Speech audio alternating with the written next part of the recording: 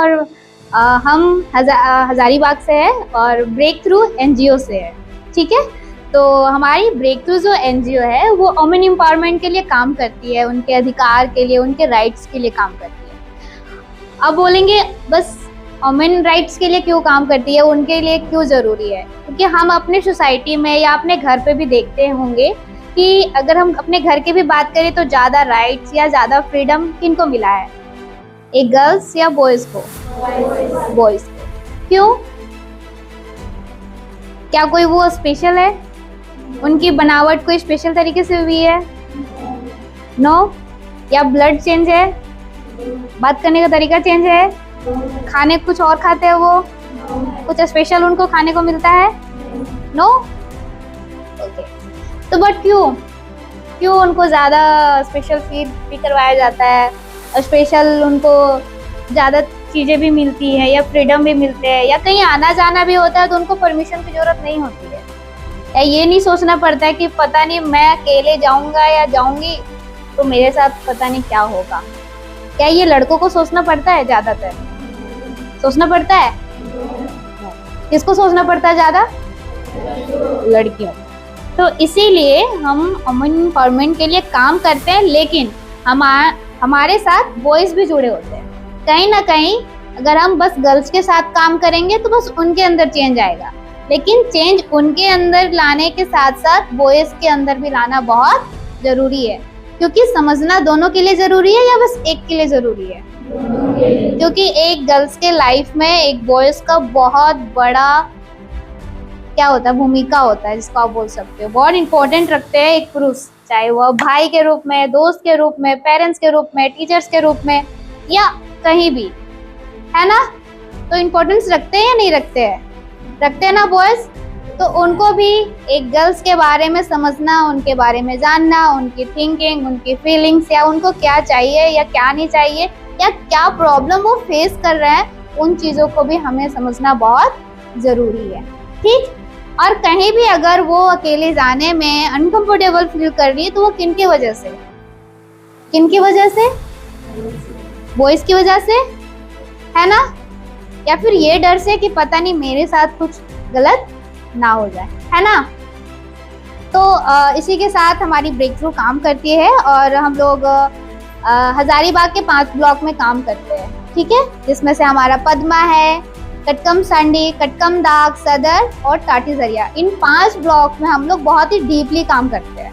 ठीक है, हम लोग गांव में भी काम करते हैं, गांव की जो महिलाएं हैं उनके साथ भी, आंगनबाड़ी सेविका, सैया, या फिर जो पंचायत भवन के जो मेंबर्स होते हैं, मुखिया हो गए, सरपंच हो गए, वार्ड सदस्य हो गए, उन सभी के साथ हम मिलकर काम करते हैं जो अपने गांव के विकास के लिए काम करते हैं। ठीक है, अपने गांव को वो डेवलप बनाना चाहते हैं या करना चाहते हैं, तो उन सभी लोगों के साथ हम मिलकर काम करते हैं। ठीक, और जहाँ हमारी ब्रेक थ्रू नहीं काम करी है जिस ब्लॉक में, वहाँ मैं और राहुल जाके हम लोग स्कूल्स और कॉलेजेस में जाके स्ट्रीट हरासमेंट को लेकर बस एक वन टाइम का सेशन करते हैं।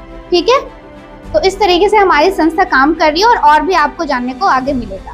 लेकिन आज का जो हम लोग क्लास अटेंड करने जा रहे हैं वो बहुत ही अलग है। हो सकता है कि इस तरीके का क्लासेस आपने पहले कभी ना किया हो। ठीक है, और जो कि आपके लिए बहुत ही ज़रूरी है, क्योंकि हम जिस पे बात करने जा रहे हैं उन चीज़ों को हम अपने रियल लाइफ में डेली बेसिस पे फेस करते हैं।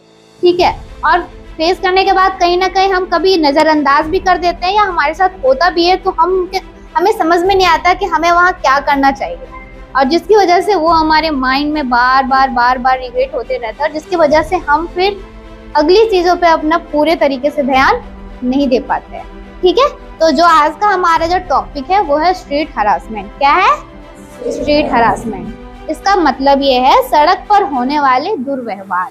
ठीक है, उत्पीड़न। ठीक, समझ में आया?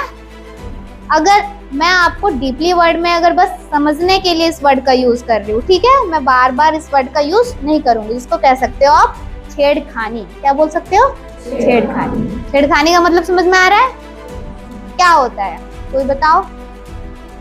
किसको बोल सकते हैं कि ये छेड़खानी है या किसी को परेशान लोग कर रहे हैं?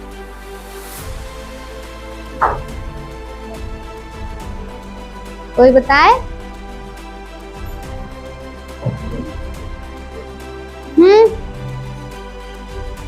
किन्हीं को नहीं बताना? ओके, सोचिएगा थोड़ा, बट इस वर्ड को आप अच्छे से क्लियर हो कि क्या है उत्पीड़न को हम, जो इस वर्ड में भी मैंने बोला है कि छेड़खानी, उसी वर्ड को हम उत्पीड़न के नाम से और यौन उत्पीड़न के नाम से अभी के पूरे सेशन में हम बात करेंगे, ठीक है? तो जब भी मैं यौन उत्पीड़न या उत्पीड़न बोलूंगी तो आपको समझ में आएगा कि वो क्या है। Yes, okay. तो आप सभी का आज के क्लास में बहुत बहुत स्वागत है। और क्लास के स्टार्टिंग में ही मेरा आप सभी से एक सवाल है। मेरा सवाल ये है कि आपको क्या लगता है कि 100% लोग में से कितने परसेंट ऐसे लोग होंगे कि उनको, उनके साथ कभी अगर यौन उत्पीड़न होता होगा तो उनको मदद चाहिए होगी? कितने ऐसे लोग होंगे? इधर आ जाओ, पीपीटी दिख नहीं रहा। पीपीटी नहीं दिख रहा? अभी दिख रहा है? क्या हुए? आपके पास इसका सोल्यूशन के लिए लोग पहुंच जाए, ठीक है? तो इसका नंबर है 1098, child helpline number. Good morning बच्चों। Very good morning. तो सबसे पहले यहाँ पे हमारे इस विद्यालय के प्रांगण में उपस्थित हमारे प्यारे बच्चों, बच्चियाँ और स्कूल के शिक्षक और ब्रेक थ्रू ऑर्गेनाइजेशन से आए हुए सबसे पहले राहुल सर का और अनीता मैम का मैं इस विद्यालय यानी विवेकानंद विद्यालय की ओर से मैं आपको हार्दिक अभिनंदन और स्वागत करना चाहता हूं। जैसा कि मैम ने और सर ने आपको बताया कि जो वुमेन की जो हरासमेंट होती है यानी जो उत्पीड़न, क्योंकि आप बहुत सारी चीज़ें होती है आपके साथ, आपके फैमिली में या आपके सिस्टर के साथ, आपके मदर के साथ, लेकिन वो क्या करती है, वो चुप रहती है, कुछ बोलती नहीं है।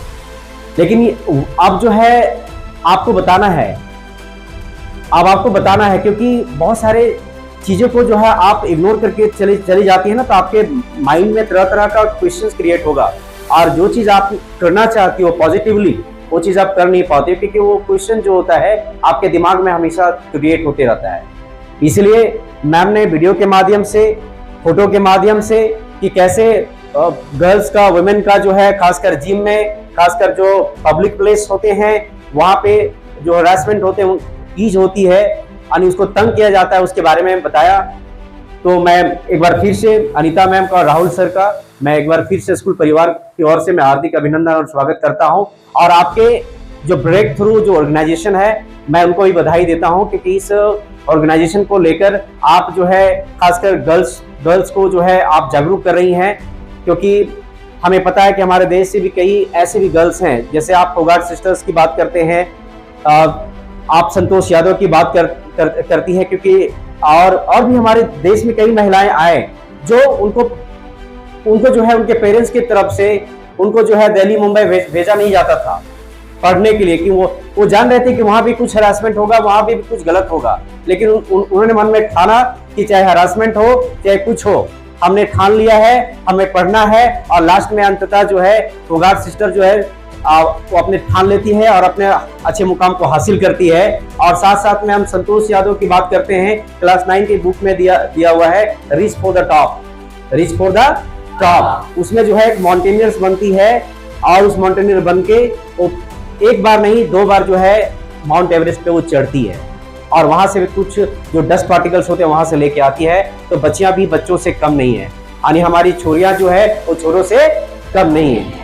आपके साथ अगर कुछ होता है तो आप पब्लिकली आप अपने टीचर्स को, अपने मम्मी पापा को आपको शेयर करना है, ठीक है? बहुत बहुत धन्यवाद।